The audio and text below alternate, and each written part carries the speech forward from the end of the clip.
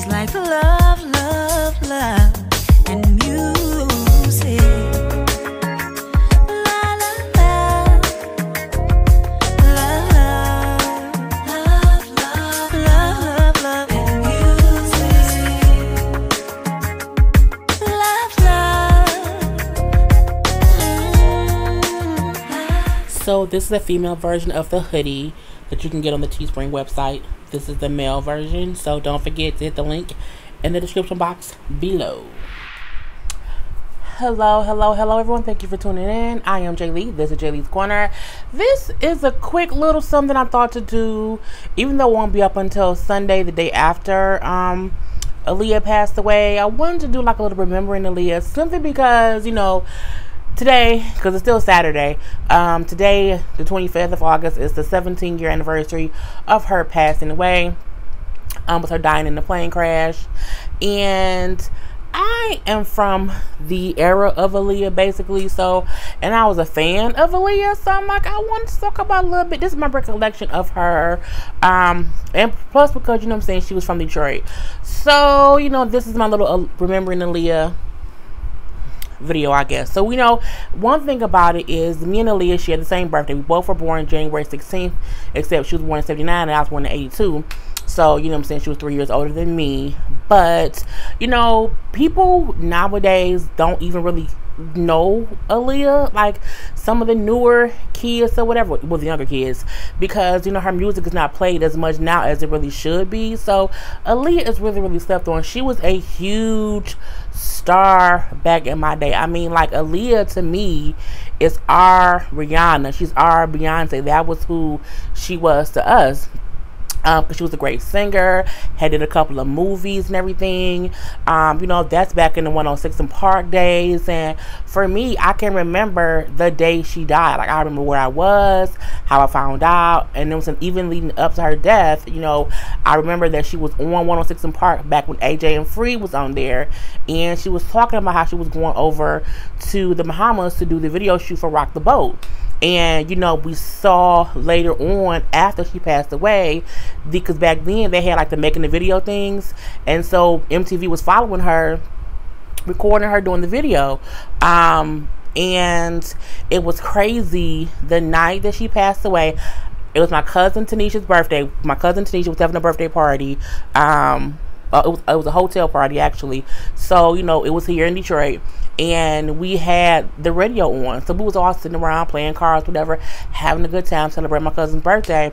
And my cousin is, because I was, in 2001, I was 19, and my cousin is older than me. So my cousin probably was turning like 20, maybe 25. How old is Tanisha now? She's in her 20s, so she was in her, you know, mid to late 20s or whatever.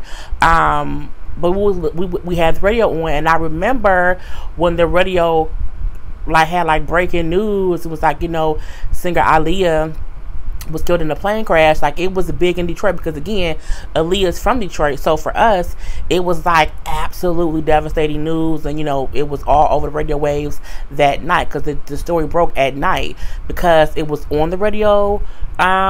While at the party, was kind of put it down from the party, if truth be told, because for the rest of the night they were playing Aaliyah songs. And even on the way home, I remember crying on the way home because it was so sad, just hearing that she was killed in the plane crash.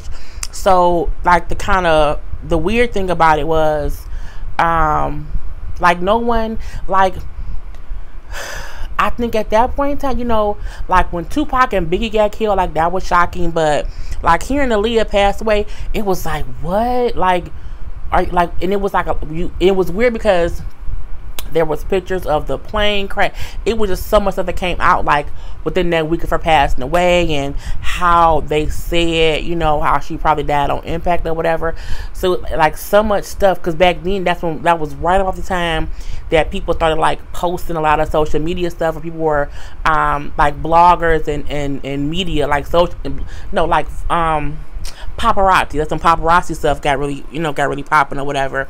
And so it was weird because it was just all over the news. So it was sad. I think it was more sad because she was such a loving person, and like her whole aura, her whole personality was just so loving and caring and just so soft and gentle and angel like. So it was like, damn, damn, she, damn, she really died. And then even the way that it happened, with it being a plane crash, and it was a lot of like what ifs, like what if she wouldn't have gotten a plane, or what if she would have lived through the plane crash but then got, maybe was injured, or had to deal with different things and whatnot. And like I remember people saying like on the radio, like it may have been better that she passed away based on the injury that she could have had from the plane crash. But I remember it just being just absolutely devastating. I'm saying, just as a girl, 19 years old back then, who was like a big Aaliyah fan, and I love, like, and it's weird now because none of her albums are streaming anywhere. Like, if you don't have like the old albums, like I'm pretty sure you can go like buy them somewhere, like probably on Amazon or wherever else. You can probably buy the albums, but they're not streaming anywhere. And I do have the One in a Million album. I think I have Aaliyah too, her last album that she did, and I think her best album, in my opinion, was her last album, the Aaliyah album. I love the song, we need a resolution, More Than a Woman. I remember the videos for it was so different, because if you remember Aaliyah, when she first came out with Ain't Nothing But a Number, she was kind of tomboy-ish, so kind of had the shades on, her hair kind of covered her face. She progressed a little bit, in between that, because when she did One in a Million, what's it called, One in a Million? I think it was called One in a Million. When she did, what's it called, One in a Million? Yeah, One in a Million. When she did One in a Million, she had came out of her shell a little bit, and that's when you had 4-page letter. I love 4-page letter. I'm writing him a 4-page letter, and I sealed it with a kiss. And that's back when she was hanging out with she was back with Timbaland and Genuine and Missy. So her music was so amazingly great.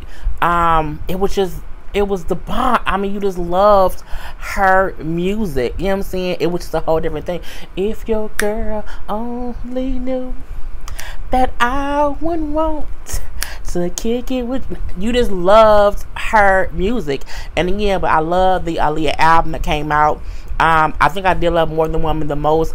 Rock the Boat was such a good flow of a song. What other songs did I like? I like Read Between the Lines. I like You Got Nerve too.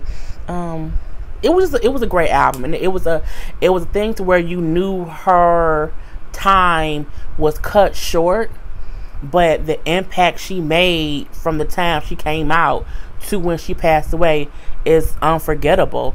I do wish they would not have done, when Wendy Williams did that movie on Lifetime, it was horrible. It was so horrible. I wish that someone else could have done a good movie about her, or at least a good biography. We've seen different biographies about her too. But the family is very protective of her brand, and they're very protective of her music. So I think that's the reason why you don't see her music being used here and there, or her music being openly streamed in different places, because it's just a whole different thing. And I just missed her. I was kind of sad today. I was a little bit sad or whatever, you know what I'm saying? Because I was such a big Aaliyah fan. I think because I just remembered what happened when she passed away. And it was weird because it's been 17 years. But I think anyone who grew up in my era, like if you were born in the 80s, basically, well, the early 80s, and you knew Aaliyah, like she was a poppin' artist. Like, she was in I love the movie Queen of the Damned when she played Akasha.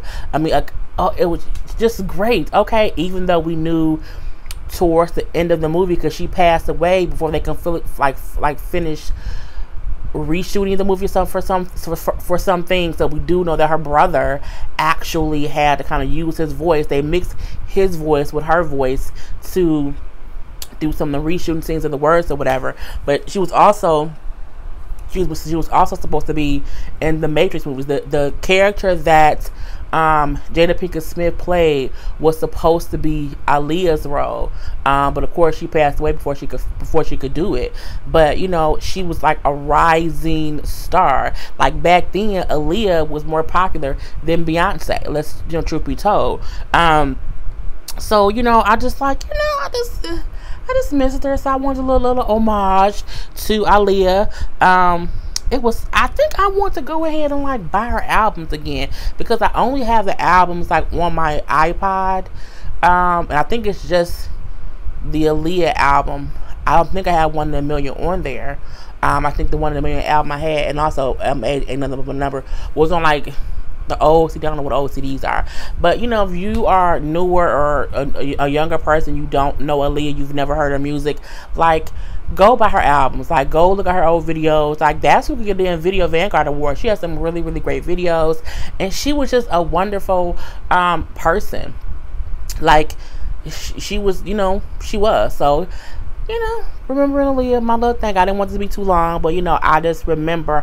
I can vividly remember Aaliyah, Tupac, Left Eye, Biggie, because I was at an age when they were popping, where you know, you see them. Like, you know, it's something else when you're in nowadays, when you see a video of Aaliyah back in the day, or you see a video of Tupac back in the day, or you see videos of people who are no longer here, but you were alive when they were alive, and it's a completely different feeling. You know what I'm saying? Like, I don't know the Temptations how I think I know the Temptation, because I was not alive when they were, like, you know what I'm saying, in their prime. But it's something about being alive when the artist is in their prime that gives you a special kind of connection to them when they're no longer here.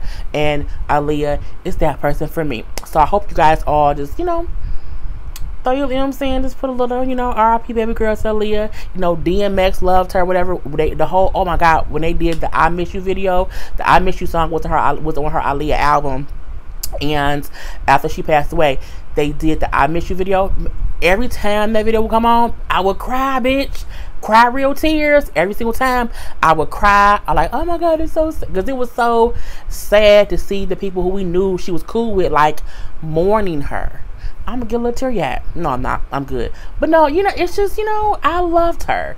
And I don't know if it's because we both came from the same city, if we both share a birthday, or if it's because I connected so much to her music. Like when her music, when the Aaliyah album came out, that was when me and the bad guy first broke up. Like, broke up, and I would sit and listen to it and cry. But the song she had, like, was like, oh, you know, I'm sad, you know what I'm saying, how can the one I gave my heart to break my heart so bad, but you still have, you know what I'm saying, who do you think you are? You know what I'm saying? It was stuff that kind of made me get back up and like, bitch, girl, you know what I'm saying, forget him or whatever, and move on. And I did. So, you know, R.I.P. baby girl. Okay, I'm done now, people. Peace.